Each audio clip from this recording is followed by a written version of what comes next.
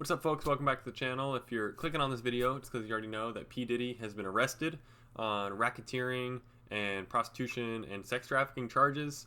These are federal charges, so very, very serious.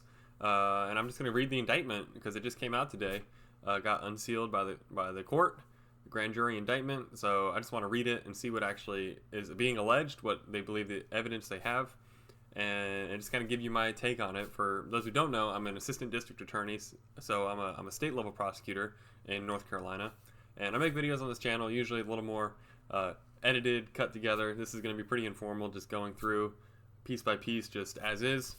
But yeah, I talk about criminal law, constitutional law, how those intersect, general issues in society, etc., stuff like that. You can watch the other videos if you're interested in any of that. Just for today's video, though, I just want to go through the indictment and read it and see what's in there, and let you all see what's in there, just straight from the horse's mouth. No spin, no opinion, no projection, just here's what it is. I can say, just as a preliminary note, since this is federal indictment, these are federal charges that obviously very serious, but also federal prosecutors they're no joke. These guys and girls are pit bulls in the courtroom, and if they're bringing a case, it's I don't know what their exact win rate is, but it's like in the high 90s. So when they're indicting somebody, when they're bringing a case, it's because they are pretty confident, pretty surefire confident that they're going to be able to get a conviction with the underlying evidence. So with that said, yeah, let's just jump into it. So you can see here, it's United States of America versus Sean Combs, and then you got Puff Daddy, P. Diddy, Diddy, PD, and Love. This is just showing United States of America. This is the federal prosecutors. They are prosecuting on behalf of the United States for someone who has broken federal laws instead of state laws. And yeah, this is in the Southern District of New York, so U.S. Attorney's Office, Southern District of New York. All right, count one, racketeering conspiracy. The grand jury charges. Overview. For decades, Sean Combs, a.k.a. Puff Daddy, P. Diddy, Diddy, PD, Love, the defendant, hopefully they don't do this every time with all the aliases, but yeah, the defendant abused, threatened, and coerced women and others around him to fulfill his sexual desires, protect his reputation, and conceal his conduct. To do so, Combs relied on the employees, resources, and influence of the multifaceted business empire that he led and controlled, creating a criminal enterprise whose members and associates engaged in and attempted to engage in, among other crimes, sex trafficking, forced labor, kidnapping, arson, bribery, and obstruction of justice.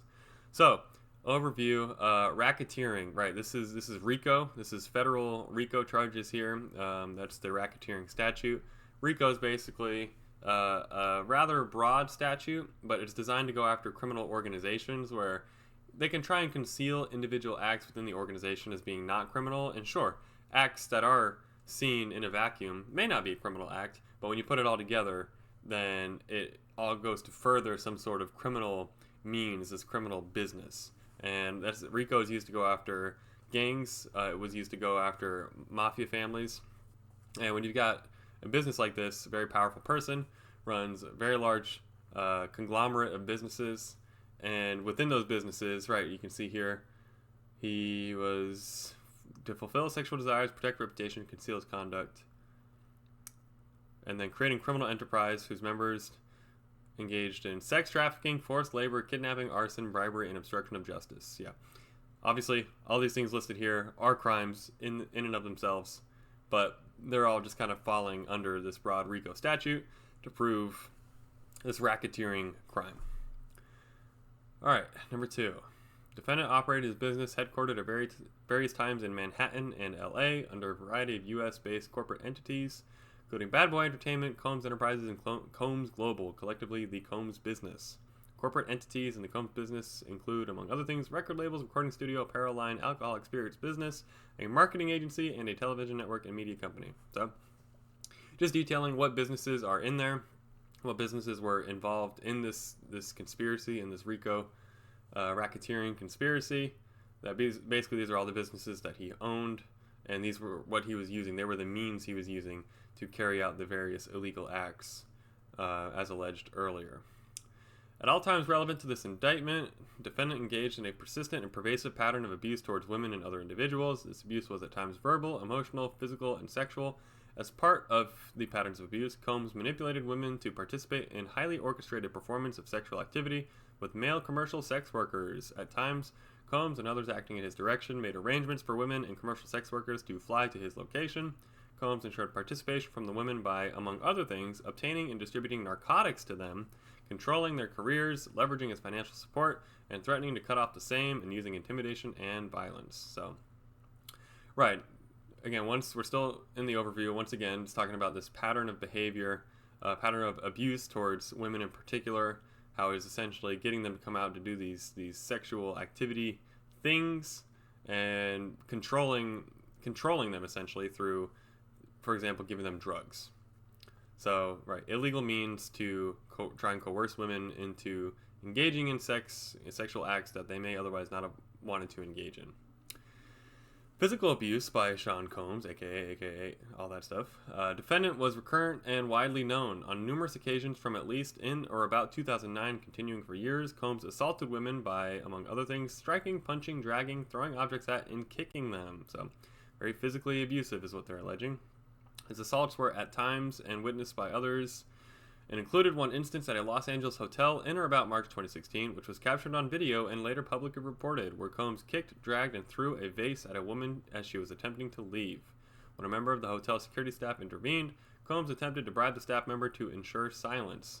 His violence was also not limited to these women. It extended to employees, witnesses, and others. So yeah, this video they're mentioning, that was made public. I think TMZ made it public, but yeah, that's out there. You can go watch it if you want. You have to go find it, but yeah, he's on video beating up a woman, so I'll leave that to you if you want to go look at it. Number 5, Sean Combs, the defendant, used the Combs business, including certain employees, to carry out, facilitate, and cover up his abuse and commercial sex. Those employees, including security staff, household staff, personal assistants, and high-ranking supervisors, and other close associates, acted as Combs' intermediaries, and their conduct was facilitated and assisted by Combs' control of the Combs business. So, right, doing all these illegal things that were mentioned earlier, and now covering it up using the employees of the business, basically holding their jobs over their heads as, you have to do this, you have to cover it up, or else you're going to be fired. All right. That was the overview. We now get into the Combs enterprise, saying from at least in or about 2008, defendant and others known and unknown were members and associates of the criminal organization, being the Combs enterprise or the enterprise. Members and associates of the Combs enterprise engaged in and attempted to engage in, among other activities, sex trafficking, forced labor, interstate transportation for purposes of prostitution, coercion, and enticement to engage in prostitution, narcotics offenses, kidnapping, arson, bribery, and obstruction of justice. So that there is going to be, these are going to be the main criminal acts they're looking at within this indictment, within this conduct of behavior. To say, there are all these illegal things going on, and they're all kind of part and parcel with this business, and they're in fact being used to make money for the business in not so above the board ways. And in addition to these things happening, they're also being covered up, which also furthers the criminal conspiracy and makes this racketeering. So those are the main charges here of criminal things that we'll be looking at throughout this indictment. 7. The Combs enterprise, including its leadership, its members, and its associates, constituted an enterprise as defined by 18 U.S.C. 1961, Section 4, that is, a group of individuals associated in fact, although not a legal entity. So, yeah, real quick, just saying right there, they were organizing and doing business together, even though they didn't file paperwork, they didn't officially organize as an LLC or something, but they were organizing, working with each other, collaborating to make money and do business. Just kind of unofficial, under the table type stuff. And for that reason, they're calling it an enterprise here. The Combs enterprise consisted of Sean Combs, aka Puff Daddy, P. Diddy, aka etc. Defendant, entities within the Combs business, including but not limited to the businesses listed earlier. Individuals employed by and associated with the Combs business. And 4. Others known and unknown. Combs Enterprise constituted an ongoing organization whose members functioned as a continuing unit for a common purpose of achieving the objectives of the Combs Enterprise. Combs Enterprise was engaged in, and its activities affected, interstate and foreign commerce. Combs Enterprise operated in the Southern District of New York and elsewhere. Okay, this is important here. Interstate and foreign commerce. This is basically what's giving the feds jurisdiction to go after this as a federal crime by basically saying it was affecting interstate commerce as well as foreign commerce. That has now put this squarely in the jurisdiction of the feds. If this were something that were only happening within a state, You could still violate federal law within a state, but if there's no effect on interstate commerce or foreign commerce, then the feds really don't have jurisdiction to go after you. That would be the state prosecutors that would have to go after you. But so yeah, that when you hear that language, that's basically the feds saying, yes, this is why we're doing this. This is why we're involved. We've indicted this, and now we're prosecuting it. 9. At all times relevant to this indictment, Sean Combs, the defendant, was the leader of the Combs enterprise. 10. Sean Combs, the defendant, and others known and unknown, participated in unlawful and other activities related to the conduct of the Combs enterprise's affairs. These individuals included certain business employees, such as security staff, household staff, personal assistants, and high-ranking supervisors, as well as other close associates. So, right, this is just kind of detailing who's all involved. Yeah, basically, very simple. And I will say, I meant to say this at the top, but I'll say it now. Of course, these are all just the allegations. These are the evidence that the grand jury heard, decided there was enough there to indict and proceed with the case. So really low burden to get to this point we're at so far. Everything here is just what the prosecutors are saying happened. Of course, we have to see how everything comes out in the court of law in an actual trial setting. But for now, though, these are just allegations, so always remember that. Okay, next.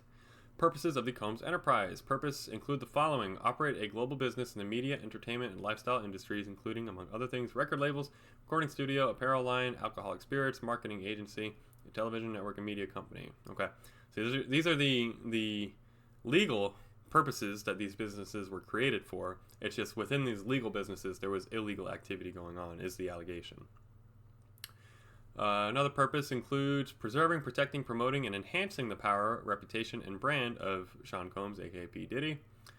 Defendant as a musician, entrepreneur, and figure in the entertainment industry. Another purpose was to enrich members and associates of the enterprise, including its leader, in particular those who demonstrated loyalty to him and willingness to conceal his crimes. Another purpose is to preserve, protect, promote, and enhance the power of the Combs enterprise, including the power of its leader, Combs, through violence, use of firearms, threats of violence, coercion, and verbal, emotional, physical, sexual abuse. Another one is to fulfill the personal desires of Combs, particularly those related to Combs' sexual gratification, including through the exploitation of women and the use of commercial sex workers.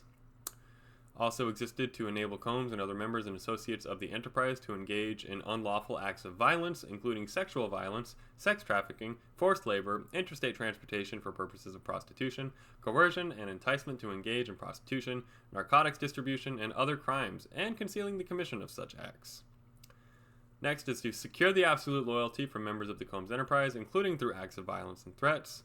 And finally, their final purpose was to protect the Combs enterprise and its members and associates, including Combs, from detection and prosecution by law enforcement authorities through acts of intimidation, manipulation, bribery, and threats of retaliation against individuals who witnessed the crimes committed by members and associates of the enterprise.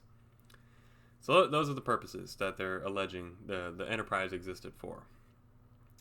Next, means and methods of the enterprise. Among the means and methods, P. Diddy and other members and associates of the enterprise conducted and participated in the conduct of the affairs of the enterprise, including the following.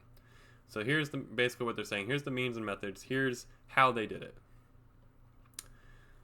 Said P. Diddy and other members of the enterprise wielded the power and prestige of P. Diddy in his role at the business to intimidate, threaten, and lure female victims into Combs' orbit, often under the pretense of a romantic relationship. Combs then used force, threats of force, and coercion to cause victims to engage in extended sex acts with male commercial sex workers that Combs referred to as, among other things, freak-offs. Freak-offs were elaborate and produced sex performances that Combs arranged, directed, masturbated during, and often electronically recorded. In arranging these freak-offs, Combs, with the assistance of members and associates at the enterprise, transported and caused to be transported commercial sex workers across state lines and internationally. Okay, so once again, getting to our jurisdiction for federal prosecution, this across state lines type stuff. Freak-offs occurred regularly, sometimes lasted multiple days, and often involved multiple commercial sex workers. During freak-offs, Combs distributed a variety of controlled substances to victims, in part to keep the victims obedient and compliant. Sometimes unbeknownst to victims, Combs kept videos he filmed of them engaging in sex acts with commercial sex workers. After freak-offs, Combs and the victims typically received IV fluids to recover from the physical exertion and drug use. Sounds like these freak-offs were a pretty wild time. This is my first time I'm hearing about any of this, at least getting any details about it. But wow, not only some wild times, but very, very planned, very meticulous in how they were planned and then recovered from. Yeah, very, very interesting. Next, we have members and associates of the Combs enterprise, including high-ranking supervisors, security staff, household staff, and personal assistants, and other business employees, facilitated the freak-offs by, among other things, booking hotel rooms for freak-offs, stocking the hotel rooms in advance with required supplies, including, oh boy, controlled substances, baby oil, lubricant, extra linens, and lighting, cleaning the hotel rooms after the freak-offs to try to mitigate room damage, arranging for travel for victims, commercial sex workers, and Combs to and from freak-offs, resupplying Combs with requested supplies, delivering large sums of cash to Combs to pay the sex workers, and scheduling the delivery of IV fluids. In or about March 24, during searches of his residences in Miami, Florida, and LA, law enforcement seized various freak-off supplies, including narcotics and more than 1,000 bottles of baby oil and lubricant. Oh boy. Yeah, I hope they had their gloves on that day. That's all I can say.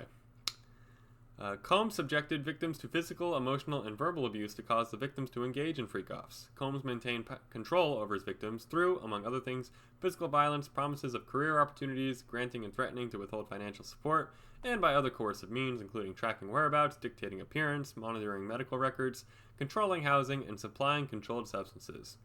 During and separate from freak-offs, Combs, among other things, hit, kicked, threw objects at, and dragged victims, at times by their hair. These assaults often resulted in injuries that took days or weeks to heal. Combs also threatened victims' careers and livelihoods, including if they resisted participating in freak-offs. Victims believed they could not refuse Combs' demands without risking their financial or job security, or without repercussions in the form of physical or emotional abuse. Combs also used the sensitive, embarrassing, and incriminating recordings that he made during freak-offs as collateral to ensure the continued obedience and silence of the victims. So yeah, pretty standard, straightforward coercion. Just keeping them in control, in compliance through all these means here. Physical, emotional, all that. Members and associates of the Combs enterprise, including Combs security personnel, at times carried firearms. On more than one occasion, Combs himself carried or brandished firearms to intimidate and threaten others, including victims of and witnesses to his abuse. In or about March 24, during searches of his residences in Miami and LA, law enforcement seized firearms and ammunition, including 3 AR-15s with defaced serial numbers, as well as a drum magazine. I wonder if that was before or after the 1,000 bottles of baby oil and lube that they found. Section E of Ways and Means. Members and associates of the Combs enterprise enabled Combs' control over victims by following his directions regarding financial payments to victims, advancing or suppressing the victims' career opportunities, and acquiring the controlled substances Combs used to keep the victims compliant. Members and associates of the enterprise at times witnessed Combs' violence toward the victims or the victims' injuries caused by Combs without intervening. Instead, members and associates of the enterprise helped to conceal the violence and abuse by, among other things, assisting Combs in monitoring and preventing victims from leaving locations such as hotels or Combs' residence. These occasions include instances in which a victim was required to remain in hiding, sometimes for several days, to recover from injuries he inflicted, without being publicly observed. Members and associates of the Combs enterprise also assisted Combs in locating and contacting victims who attempted to flee his abuse. When employees and witnesses to his abuse or others threatened Diddy with authority or reputation, when employees, witnesses to his abuse, or others threatened Diddy's authority or reputation, he and other members and associates of the enterprise engaged in acts of violence, threats of financial and reputational harm, and verbal abuse. These acts of violence included kidnapping and arson. I wonder how arson comes into this. We'll see if we get more on that. But in addition, on multiple occasions, Combs threw both objects and people, as well as hit, dragged, choked, and shoved others. When Combs' authority or reputation was threatened by the possibility of negative publicity or legal or law enforcement action against him, including in or about late 2023 following public allegations of these crimes, Combs and other members of the enterprise pressured witnesses and victims, including through attempted bribery, to stay silent and not report what they experienced or knew to law enforcement. On phone calls, Diddy and other members of the enterprise, among other things, provided these victims and witnesses with a false narrative of events in an effort to conceal Combs' crimes. Combs caused these calls to be recorded on at least 2 occasions. Alright, now we get to the racketeering conspiracy. From at least in or about 2008, through on or about the day of the filing of this indictment, Southern District of New York and elsewhere. Diddy and others known and unknown being persons employed by and associated with the enterprise described in 6 through 12, so that's what we've already been through.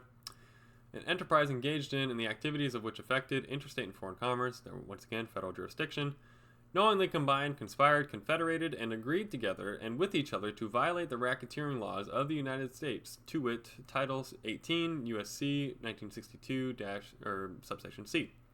That is, to conduct and participate directly and indirectly in the conduct of the affairs of the Combs Enterprise through a pattern of racketeering activity, as that term is defined in Title 18, Section U.S.C. 1961 1 and 5, consisting of multiple acts involving kidnapping, chargeable under the following provisions of state law, California law, blah, blah, blah. Multiple acts involving arson, chargeable under the following provisions of state law, California law, okay, so it's still just California law there. Multiple acts involving bribery, chargeable under the following provisions of state law, once again, California law. Multiple acts indictable under Title 18 U.S.C. 1512, so relating to tampering with a witness, victim, or informant. Multiple acts relating to forced labor is federal law. Multiple acts under federal law for sex trafficking. Multiple acts under federal law relating to transportation and inducement to travel for purposes of prostitution and other illegal sexual activities. And multiple offenses involving the possession with intent to distribute or distribution of narcotics and controlled substances, involving or including cocaine, oxycodone, alprazolam, 3,4, oh boy, let's get this, methylene-deoxymethamphetamine, oh, I actually think that came out okay, 4-bromo-2, 5-dimethoxyphenethylamine, okay, gamma hydroxybutyric acid, and ketamine. Oh, I know ketamine. I got that one. In violation of, not because I do it, just be clear, but yeah, violation of Title 21 USC sections 841 A1 B1 B1. So just the controlled substances sections. So more federal law there. It was part of the conspiracy that Diddy, the defendant, agreed that a conspirator would commit at least 2 acts of racketeering activity in the conduct of the affairs of the Combs Enterprise. That's just another requirement for racketeering. There be these at least 2 acts of activity that's been agreed on. And then lastly, for this count 1, the racketeering count, notice of a special sentencing factor saying from at least in or about 2009 up to and including in or about 2018 in the Southern District of New York and elsewhere. As part of his agreement to conduct and participate in the conduct of the affairs of the enterprise through a pattern of racketeering activity, P. Diddy agreed to, in and affecting interstate and foreign commerce, knowingly recruit, entice, harbor, transport, provide, obtain, advertise, maintain, patronize, and solicit by any means a person knowing and in reckless disregard of the fact that means of force, threats of force, fraud, and coercion as described in 18 U.S.C. 1591, and any combination of such means would be used to cause the person to engage in a commercial sex act in violation of Title 18, 1591. So, all right, this is a special sentencing factor here saying that, yes, not only was it racketeering, but part of the racketeering was basically sex trafficking, which looks like under the racketeering statute is essentially an aggravating factor that's going to make it an even more serious crime than it already is. So that's all that's saying there. All right, that's count 1, the RICO charge for racketeering. Count 2. Now, before I even get to count 2, count 1, that really seems to cover pretty much everything you could want. I'm curious what it goes beyond here with the rest of this indictment, but we're about to find out. Count 2, sex trafficking by force, fraud, or coercion. Victim 1. Grand jury further charges that from at least in or about 2009 up to and including in or about 2018 in Southern District of New York, P. Diddy, in and affecting interstate and foreign commerce, knowingly recruited, blah, blah, blah, blah. This is all the stuff we just read as that aggravating factor. Force, threats of force, fraud, coercion, yep, same stuff. Would be used to cause the person to engage commercial sex act, and attempted, aided, and abetted, and willfully caused the same, to wit, Combs recruited, enticed, harbored, transported, and maintained a person, victim 1, and attempted, aided, and abetted, and willfully caused victim 1 to engage in commercial sex acts, knowing and in reckless disregard of the fact that victim 1 was engaging in commercial sex acts as a result of fraud, force, or coercion. So, sounds like it's largely repeating what was said here as a special sentencing factor, because yeah, it even gets the same date of 2018.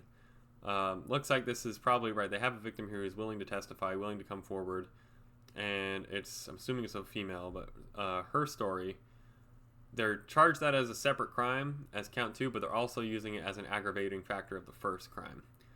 That's what that sounds like. So that's count 2, the sex trafficking. Count 3, transportation to engage in prostitution, from at least in or about 2009 up to and including 2024, Southern District of New York and elsewhere.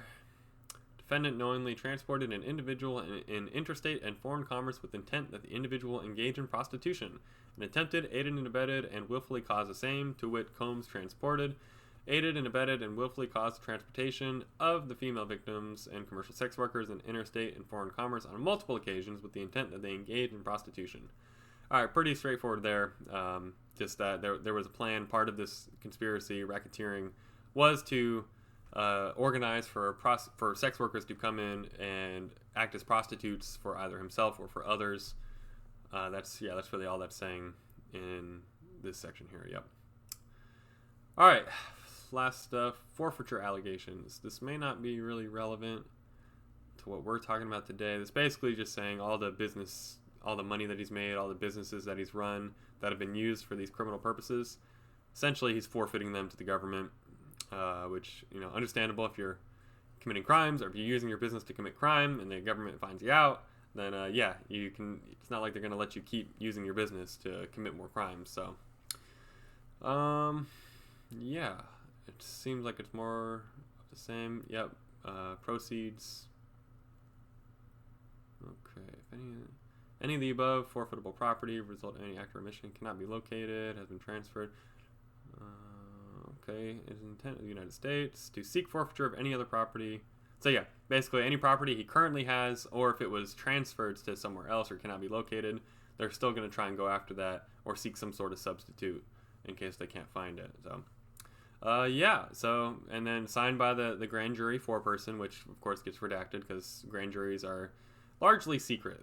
Very little comes out from what a grand jury does other than the indictment, if the indictment is granted. And then the U.S. attorney, which, wow, what a signature. Okay, it looks like the foreperson has a more lawyerly signature than Mr. Williams here. But either way, okay, so that's the full indictment. This is really the first time I'm looking at this case. I remember when the allegation, or it was announced that he was being investigated. Honestly, just didn't care enough to look into it. But now that there's been an actual indictment and the trial process has begun, I know a lot more information is going to come out. Yeah, initially I didn't look into it because it's one of those things where there's going to be so many people speculating about what's happening and you don't really get any truly good information out of it. So I was kind of in a hurry up and wait situation or position. But now that the indictment's out, we have the facts. They've been released. It's been unsealed. We can now kind of treat it more seriously and see what happens next. Because, man, that's some pretty crazy stuff. Sounds like, these freak-offs were kind of the center of all of it. I don't know if I can find it. Where are the freak-offs? Here they go. Yeah, these freak-offs sound like a pretty insane time. Not in a good way, but just truly just in a wild way. But, so I guess we'll see what happens with this. We'll see where it goes. It appears that Diddy's been complying.